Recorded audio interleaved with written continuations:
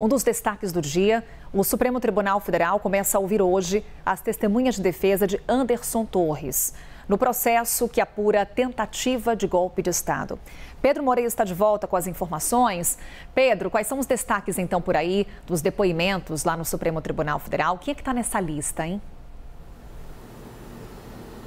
Oi, Carol, mais uma vez. Bom dia para quem acompanha a gente. Carol, a defesa de Anderson Torres apresentou ao Supremo 26 testemunhas. Vai ser uma maratona aí de depoimentos só com relação à defesa do ex-ministro da Justiça e ex-secretário de Segurança Pública aqui do Distrito Federal. Esses depoimentos foram divididos, começam hoje, vão até amanhã de sexta-feira, a programação para que eles aconteçam, né? Hoje eles começam às 8 da manhã, quando vão ser ouvidas, a previsão é de serem ouvidas, né, 7 pessoas, e aí tem uma pausa para o almoço. Os depoimentos retornam às 2 da tarde com mais 8 pessoas. Nessa lista, Carol, muita gente reconhecida pelo grande público e que pode ter tido um destaque, né, nessa suposta trama golpista aí. Por exemplo, vamos falar aqui alguns nomes, né? O ex-ministro da Economia, Paulo Guedes, ex-ministro durante o governo Bolsonaro, né? O general Gustavo Dutra, que era o chefe do Comando Militar do Planalto na ocasião dos ataques de 8 de janeiro de 2023, né? O ex-ministro de Minas e Energia, Adolfo Saxida, ex-advogado-geral da União, Bruno Bianco, esses que podem ser ouvidos hoje, tá? Mas na lista de Anderson Torres tem também o presidente nacional do PP, o senador Ciro Nogueira, o presidente do PL, Valdemar Costa Neto, e os senadores Esperidião Amin, do PP de Santa Catarina, e Eduardo Girão. Até agora, Carol, a defesa de Anderson Torres tem aproveitado as oportunidades de fazer perguntas para as testemunhas indicadas por outros réus também e as testemunhas de acusação que tinham sido indicadas pela Procuradoria-Geral da República.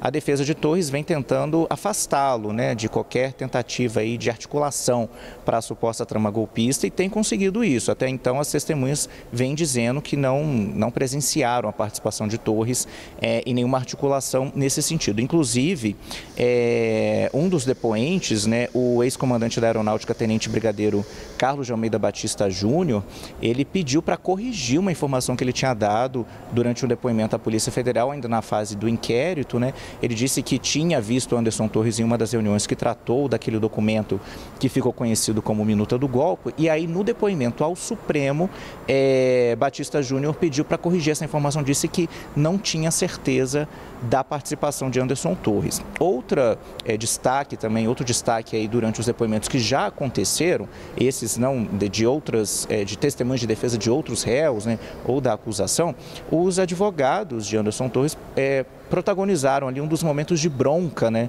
do ministro Alexandre de Moraes, isso durante o depoimento do general Marco Antônio Freire Gomes, que era comandante do Exército no governo Bolsonaro. Um dos advogados de Torres repetiu a mesma pergunta para ele 4 vezes sobre o suposto documento, nessa minuta do golpe, e aí ele foi interpelado pelo ministro Alexandre de Moraes, dizendo que ele estava tentando conduzir a testemunha, o depoimento da testemunha, e alertou a ele que ele não poderia fazer do Tribunal de Moraes um circo, né? Foi um dos momentos mais tensos aí dos depoimentos que a gente já acompanhou. E, Carol, e nessa semana ainda, na sexta-feira, se tudo ocorrer conforme o programado, começam a ser ouvidas as testemunhas de defesa indicadas pelo ex-presidente Jair Bolsonaro. Os depoimentos das testemunhas de defesa de Anderson Torres estão programados para acontecer entre hoje e sexta de manhã, e aí na própria sexta-feira já a gente pode também acompanhar os depoimentos do ex-ministro do Turismo, Gilson Machado, e do ex-ministro da Saúde, Eduardo Pazuello.